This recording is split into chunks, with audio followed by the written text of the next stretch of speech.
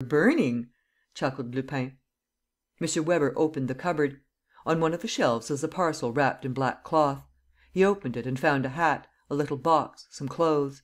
He gave a start. He had recognized M. Lenormand's olive green frock coat. "Oh, the villains!" he cried. "They have murdered him!" "No," said Altenheim, shaking his head. "Then it's he. What do you mean by he? Did Lupin kill the chief?" "No."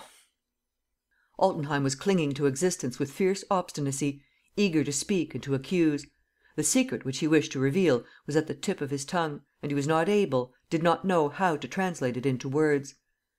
"Come," the deputy chief insisted. "M. Lenormand is dead, surely?" "No." "He's alive?" "Yes." "I don't understand. Look here, these clothes, this frock coat. Altenheim turned his eyes towards Sernine. An idea struck M. Weber. "Ah, I see! Lupin stole M. Lenormand's clothes and reckoned upon using them to escape with." "Yes, yes." "Not bad!" cried the deputy chief. "It's quite a trick in his style. In this room we should have found Lupin disguised as M. Lenormand, chained up, no doubt. It would have meant his safety. Only he hadn't time. That's it, isn't it?" "Yes, yes." But by the appearance of the dying man's eyes, M. Weber felt that there was more and that the secret was not exactly that. What was it then? What was the strange and unintelligible puzzle which Altenheim wanted to explain before dying? He questioned him again: "And where is M. Lenormand himself?" "There." "What do you mean? Here?" "Yes." "But there are only ourselves here." "There's. Oh, speak!" "There's Sernine."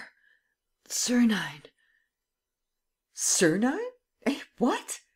"Sernine. Lenormand." M. Weber gave a jump.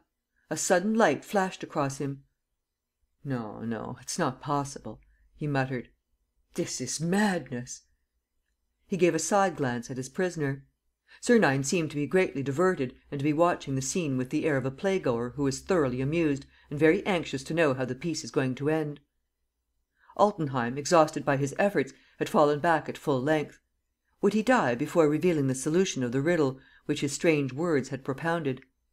M. Weber, shaken by an absurd, incredible surmise, which he did not wish to entertain and which persisted in his mind in spite of him, made a fresh, determined attempt. "What's at the bottom of it? What mystery?" The other seemed not to hear and lay lifeless, with staring eyes.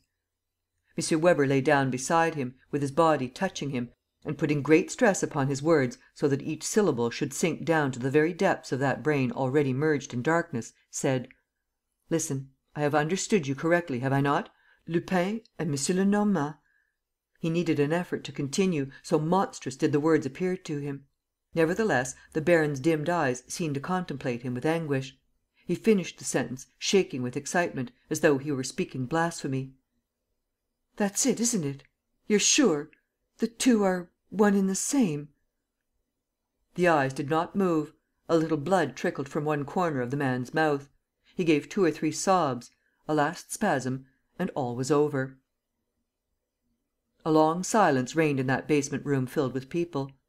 Almost all the policemen guarding Sernine had turned round and, stupefied, not understanding or not willing to understand, they still listened to the incredible accusation which the dying scoundrel had been unable to put into words. M. Weber took the little box which was in the parcel and opened it. It contained a gray wig, a pair of spectacles, a maroon-coloured neckerchief and, in a false bottom, a pot or two of make-up and a case containing some tiny tufts of gray hair: in short, all that was needed to complete a perfect disguise in the character of M. Lenormand. He went up to Sernine and, looking at him for a few seconds without speaking, thoughtfully reconstructing all the phases of the adventure, he muttered: "So it's true."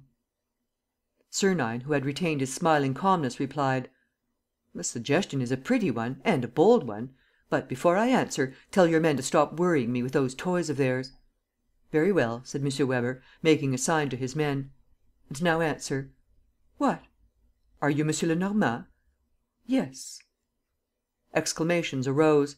Jean Doudeville, who was there, while his brother was watching the secret outlet, Jean Doudeville, Sernine's own accomplice, looked at him in dismay.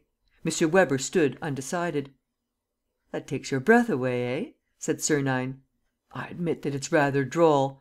Lord, how you used to make me laugh sometimes, when we were working together, you and I, the chief and the deputy chief, and the funniest thing is that you thought our worthy M. Lenormand dead, as well as poor Gourel. But no, old chap, there's life in the old dog yet." He pointed to Altenheim's corpse. "There, it was that scoundrel who pitched me into the water, in a sack, with a paving stone round my waist. Only he forgot to take away my knife. And with a knife one rips open sacks and cuts ropes. So you see, you unfortunate Altenheim, if you had thought of that, you wouldn't be where you are. But enough said. Peace to your ashes." M. Weber listened, not knowing what to think. At last he made a gesture of despair, as though he gave up the idea of forming a reasonable opinion. "The handcuffs," he said, suddenly alarmed. "If it amuses you," said Sernine. And picking out Doudeville in the front row of his assailants, he put out his wrists. "There, my friend, you shall have the honour. And don't trouble to exert yourself. I'm playing square, as it's no use doing anything else." He said this in a tone that gave Doudeville to understand that the struggle was finished for the moment, and that there was nothing to do but submit. Doudeville fastened the handcuffs. Without moving his lips or contracting a muscle of his face, Sernine whispered: "27 Rue de Rivoli, Geneviève." M. Weber could not suppress a movement of satisfaction at the sight. "Come along," he said, "to the detective office." "That's it, to the detective office!" cried Sernine. "M. Lenormand will enter Arsène Lupin in the jail book, and Arsène Lupin will enter Prince Sernine." "You're too clever, Lupin." "That's true, Weber. We shall never get on, you and I." During the drive in the motor car, escorted by 3 other cars filled with policemen, he did not utter a word. They did not stay long at the detective office. M. Weber, remembering the escapes effected by Lupin, sent him up at once to the finger print department, and then took him to the Dépôt, whence he was sent on to the Santé prison. The governor had been warned by telephone and was waiting for him. The formalities of the entry of commitment and of the searching were soon got over, and at 7 o'clock in the evening Prince Paul Sernine crossed the threshold of cell 14 in the 2nd division. "Not half bad, your rooms," he declared. "Not bad at all. Electric light, central heating, every requisite. Capital. Mr. Governor, I'll take this room." He flung himself on the bed. "Oh, Mr. Governor, I have one little favour to ask of you." "What is that?" "Tell them not to bring me my chocolate before 10 o'clock in the morning. I'm awfully sleepy." He turned his face to the wall. 5 minutes later, he was sound asleep. Chapter 9.